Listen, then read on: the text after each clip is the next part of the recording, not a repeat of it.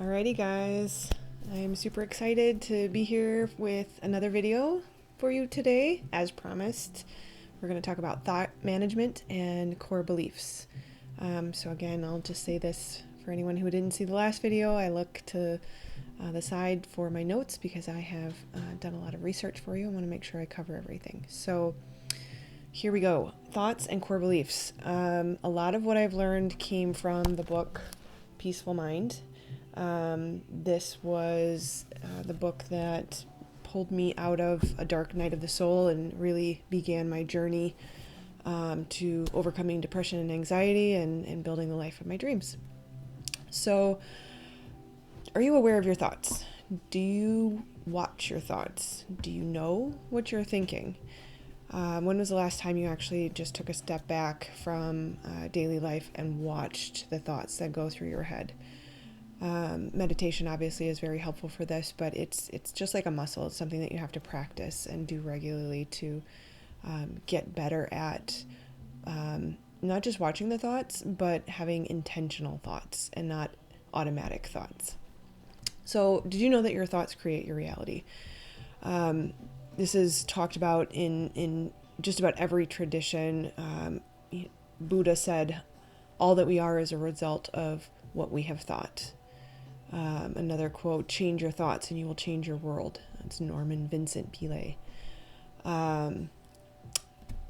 Marie Montessori, the development of language is part of the development of the personality, for words are the natural means of expressing thought and establishing understanding between people. And just a fun ones, you'll start having positive results. And then, of course, in the Bible, it says, do not conform to the patterns of this world. Be transformed by the renewing of your mind. Then you'll be able to test and approve what God's will is, good and pleasing and perfect will. That's Romans 12:2. Another Bible verse. Finally, brothers and sisters, whether it is true, whether it is noble, whether it is right, whether it's pure, lovely, admirable, or praiseworthy, if it is excellent, think about such things. That's Philippians 4:8. God gave us a spirit of fear and of power and love and a sound mind. I'm sorry, God did not give us a spirit of fear. That's 2 Timothy 1:7. And Colossians 3:1-2. If then you have been raised with Christ, seek the things that are above, where Christ is, seated at the right hand of God. Set your mind on things that are above and not things that are from the earth. That's so key there. Thoughts become things. So in the last video, we talked about how brainwaves and thoughts are essentially electromagnetic. They can be measured with an encephalograph, and that actually can measure the brain waves from outside of the brain, which is fascinating. So they're not necessarily coming from inside you. It is electromagnetic frequency that is being emitted from our consciousness. And there's not a lot of science to explain consciousness yet, but that's what is relevant for what we're talking about here today. So each thought has a frequency. It's just like a magnet. So if you are thinking negative thoughts, you're going to have negative experiences and you're going to attract negativity into your life. If you're thinking positive thoughts, just like a magnet, you're going to attract like, right? So like attracts like. You will get more of what you think about. So you need to be really careful. Are you thinking about the past? If you're feeling depression, usually you'll find your thoughts are very much in the past, regret, and just a mulling over of what happened and what could I have done differently and what did I do wrong. And then on the opposite, you'll find anxiety is more worry of the future. What's going to happen? How will I, get from here to there? How will I make more money? How will I support my kids? All those things.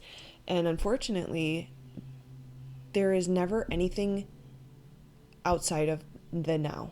The past is gone. The future can't be controlled. And anytime our thoughts are in those two places, we're going to feel dis-ease, right? Illness comes from that constant dis-ease. We talked in the last video about the neuroscience of what happens in the brain, the chemistry that is created through thoughts. So if you have the thought, there's a lion, I better run, your brain is going to turn on all those stress hormones that cause the digestive system to shut down. Your cognitive function is switched from executive function in the frontal lobe to the ancient brain, the reptilian brain that knows how to run. It's the survival mechanism, right? So I like to use my fist as an example to explain for the kids. This is the stem of the brain, and this is our frontal lobe. And this frontal lobe is in charge of executive function. So if you need to do a math problem, something like that, you're going to need to be in a calm state so that your executive function is working. Well, when you're in flight or fight, when you see that lion, the stem of the brain kicks in and literally disconnects, becomes inflamed and disconnects the rest of the brain, and especially the executive function. It floods the body with stress hormones. It shuts down digestion, because if you're running from a lion, you don't need to digest your food. You need all of your energy to go to your muscles. And so the chemistry that's created in the body is designed for survival. When you're out in the jungle and having to run from lions, that's the older part of the brain that takes over. And so we have to remember that the environment that we create in our body through these chemicals can kill us if it's consistent. A small amount of stress, temporary stress, is actually good for you. You run from the lion, you survive, you're in a safe place, you calm down, you relax, and then you have positive thoughts. Whew, I'm alive, I'm in my cave, if you will, or wherever, you're safe. And then your body will start to create the good chemistry that calms everything back down. The digestive system comes back online. Your cognitive function comes back as well. So we need to remember that if we're constantly having stressful thoughts, we're constantly sending those stress cues to our body, we will create disease. So managing those thoughts and understanding that we can't live in the past. It's gone, it's done. Learn from it and move on. My kids will make a mistake. They're, worried about getting in trouble, and I'll ask them, did you learn something? Because that's really all that matters. Failure is okay as long as you learn and grow from it. Being anxious about the future is not going to be helpful. While we should have some strategies and some plans, and we should think things through about how we're going to act in certain situations, we should not spend all of our time there. We should spend a very small amount of our time there. Being here in the present, in the moment, right now, is what is most healthy for the body and the mind. Not just being in the present, but in the present with positive thoughts, with gratitude, with appreciation, with awe for life. Look at what's around you. How amazing it is that, 1 in a billion chance that you're even here, that the sperm met the egg and that you were born. And that alone, you're breathing, that alone is enough to be grateful for. And so it's, again, like a muscle. You just start practicing. You practice and you practice and say, wow, what a great song on the radio. What beautiful children I have. What a gorgeous day out it is. The windows are open. The birds are chirping. And just really start practicing being in the present and having gratitude for it. Focus on what you like. Focus on what you want. Focus on all the things around you that are good, that make you happy and bring you joy, and you will create more of that. Our bodies, again, are kind of a barometer of where we're at. So if we're having negative thoughts, you're going to feel the dis-ease in your body. If you say, I'm not worthy of love, say that right now. Say, I'm not worthy of love. Where in your body do you feel discomfort? Is it stress in your shoulders? Is it an ache in your gut? Is it for me, it was a little bit of a sick feeling, because that's not true. You are worthy of love. The fact that you are alive, period, you are breathing, period, means you are worthy of love. Everyone deserves love and respect and to have their needs met. So when you say, I am worthy of love, I am worthy of love, you can feel the expansion. I feel it actually in my back, in my heart space, which is really interesting, that you can feel the heart chakra opening up. So that you can use your body as a guide or a way sign to say you're on the right path or the wrong path. You can use this in decision-making processes. If you're contemplating a job, kind of try that job on in your head and imagine you're there and you're in that place and you're doing that work. How does that feel? Does that feel like tense and tight? Because that's a key. It's not right. Does it feel good? Does it feel expansive? Does it feel open? Does it feel fun and full of joy? Then that's the right path. It's your intuition. Your body is smarter than your brain. I heard somebody say yesterday, the brain is the last to know, which I think is funny and yet very, very true, that, our soul and our spirit and our body are in tune with and feeling, sensing what is coming and what the truth is. And so we can look to, especially our heart, to help regulate the brain. When the brain, it's the monkey mind, as the Buddhists like to say, it gets crazy and it just talks and talks and talks and talks. And so being detached, stepping away from it, watching the thoughts can really help as a first step, especially if that's not something that you've done before. Sit quietly in meditation, either guided meditation, there's tons of free ones on YouTube, and just watch all the thoughts that come. Or if you can, just sit in quiet, in stillness. And stillness is the key, is you really got to sit and listen and watch and start to see what's going on inside your brain. So then once you can practice that muscle of awareness and just consciousness, watching itself, then you can start to get an idea of all those repetitive thoughts, whether or not they're positive or negative. Your thoughts create your emotions. So if you're feeling crappy, if you're feeling not so good, there's something negative going on in your brain. Because this is focused on thought management, I'm going to leave it there. I will say that there certainly is a physical component. There's a nutritional component. I'm huge on nutrition. I'm sure we'll get to videos about that. But for today, we're going to focus on thoughts. So provided you've been eating relatively healthy, you don't have a giant burger sitting in your stomach giving you anxiety, because it will be due to thoughts. So let's keep it focused on that for today. So yeah, bad feelings will suggest that your thoughts are wrong, and good feelings will suggest that your thoughts are right. I love goosebumps. I like to call them God bumps, because when inspiration comes in and your intuition has really kicked in and you get a thought of, I should create YouTube videos, and your whole body is just covered in goosebumps, that's a huge sign you're definitely on the right track. That's something to take note of.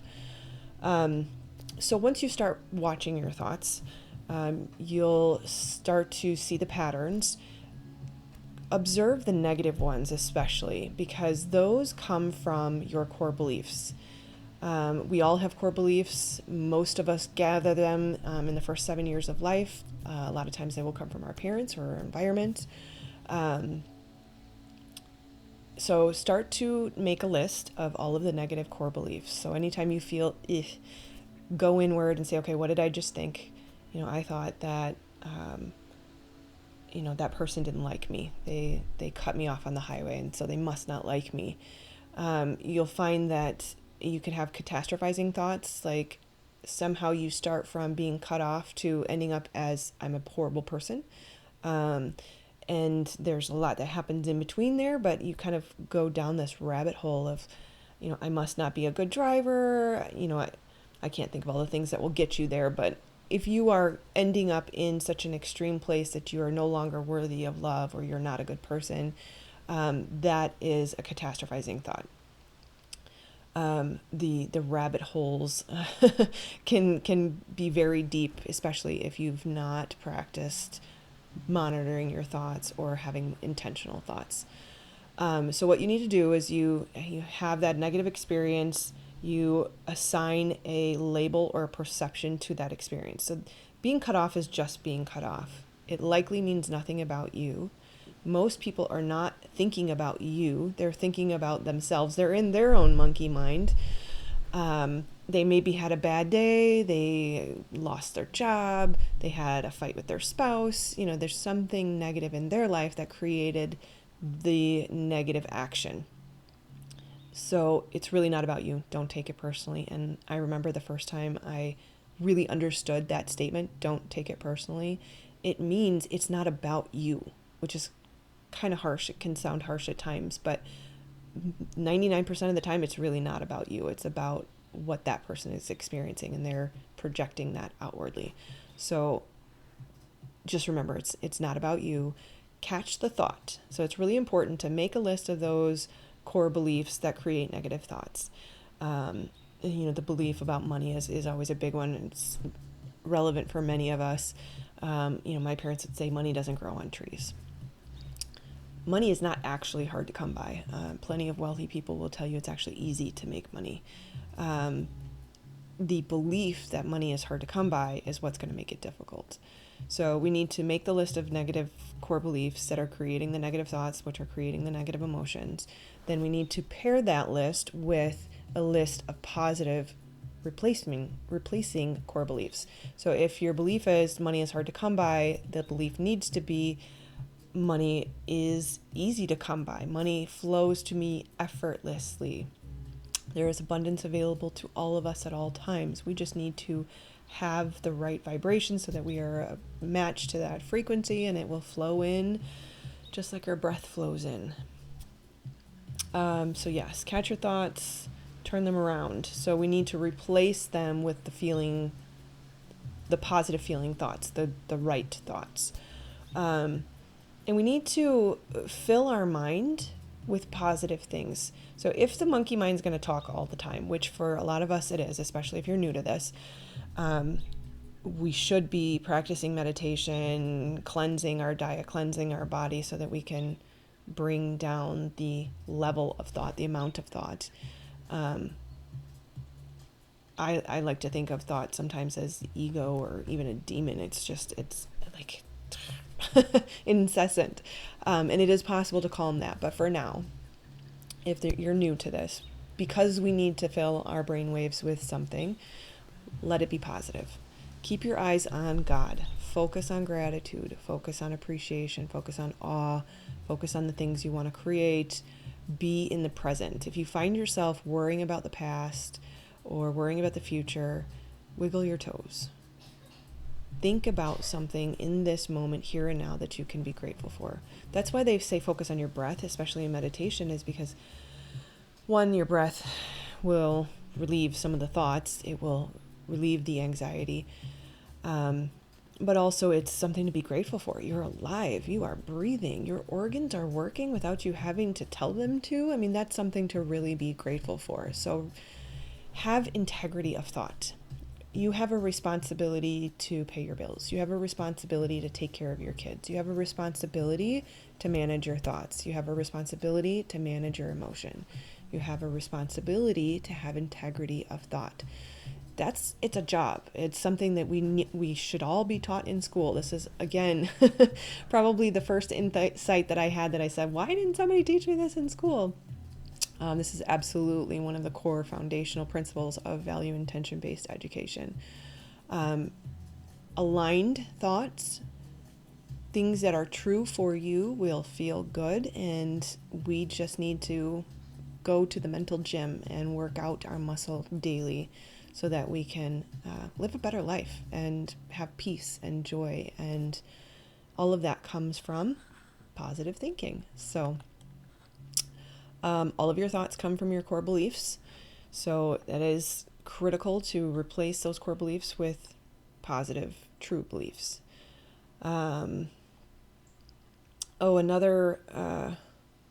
thing you can do if you find your thoughts are kind of running away with themselves is focus on the heart. I absolutely love Heart Math Institute. There's tons of science behind this. They have been able to prove that, and this is where I believe I said in the last video, the heart electromagnetic sphere, or I'm not using the right term there, but the strength and the power of the heart is 5,000 times greater than the brain. So our whole body is electromagnetic. The brain has an electromagnetic sphere, and so does the heart. The heart is 5,000 times stronger than the brain. The heart is actually designed to regulate the brain. And so what that means is if you're having these incessant thoughts, the monkey mind's running away with itself, you can focus on your heart. And all you have to do is in your mind's eye, look at your heart, feel your heart, touch your heart if that helps you. Be with the heart, and you'll find yourself breathing deeper. And the heart is actually capable of regulating the mind. It's called heart coherence. You will actually find that you will have greater respiration, you will have greater emotions, obviously, slower thoughts. And if you see the charts that they use to measure the brain waves and your respiration, without the coherence, it's a very jagged line. It's very sharp and inconsistent. You'll have spikes and peaks and valleys. But when you're in coherence, it is very rhythmic, very smooth, and very consistent. And so you can visit the Heart Math Institute website. I'll put a link to the science page. Just phenomenal work there. So again, if you're struggling with thoughts and trying to overcome depression or prevent anxiety, be with the heart. Focus on gratitude, be with the heart. Eat good food, raw, fresh, whole foods. Take care of yourself. Have kind thoughts. Love yourself. Replace those core beliefs, the negative ones, with good ones. Be your own mother. If you're a mother, you know, everyone has a mother, so we all know, get the fuzzy blanket, give yourself a hug, make yourself some chicken noodle soup. And for me, what that looks like is positive thoughts. You're doing great, Rebecca. You got this. You're going to be okay. God tells us, take no thought for your life. Take no thought for your life. It's in his hands. Give it to God. You don't have to figure it out. You can't figure it out. You will hurt yourself trying to figure it out. So tell the brain thank you. Tell the ego to relax. Focus on the heart. Focus on God. Fill your brain waves with positive, nurturing thoughts. And you're going to be okay. God takes care of the birds. You are more important. You are his child, and you will be taken care of. So with that, I hope this helps. I'm always available for questions. Email me at rebecca@vibementor.com. And I'll see you on the next video. Love you guys.